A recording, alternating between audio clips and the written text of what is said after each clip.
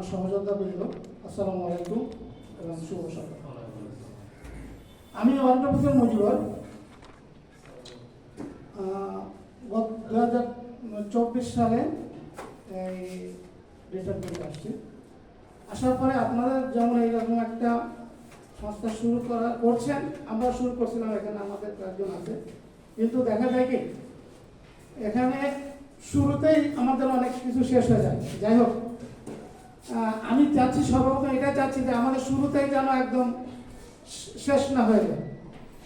যাই হোক, আমি প্রথমত কথা আমার এটাই, আমি এই সংগঠনের আসলে মূল থিম বা কি এটা আমি জানি না, তারপরেও আমি বলবো যে আমি এবং আপনি এক বিন্দু জল, যে জল সূর্যের তাপে নিঃশেষ হয়ে যেতে পারে, কিন্তু আমি তুমি সে সবাই মিলে কিন্তু একটা সাগর।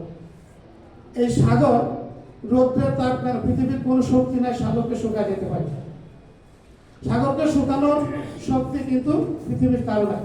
তাই আমরা কি করবো জানো, আমরা সবাই একত্রিত হয়ে যে কোনো কাজে, যে কোনো সহযোগিতায় একজন একজনকে সহযোগিতা করে।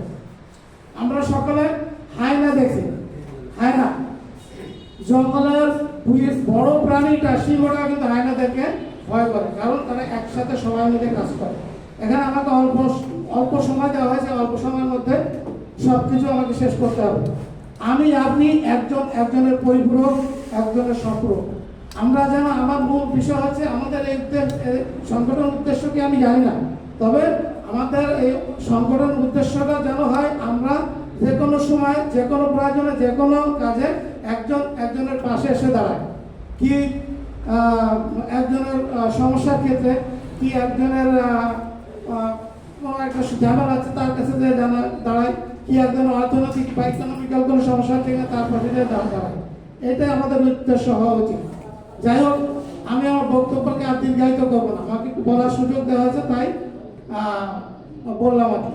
এটাই আমি, এই চিন্তা ভাবনা থেকে কিন্তু আমার এখানে যোগদানের উদ্দেশ্য। তাই আমি বলবো যে আমাদের সংগঠনে যে যাই করি না, যে চিন্তা ভাবনাই করি না কেন, আমাদের সংগঠনের মুখ্য উদ্দেশ্যটা যেন আমরা একত্রিতভাবে কোনো জায়গায় কাজ করি, একজন একজনের পাশে যে দাঁড়ায়, একজন একজনকে সহযোগিতা করি।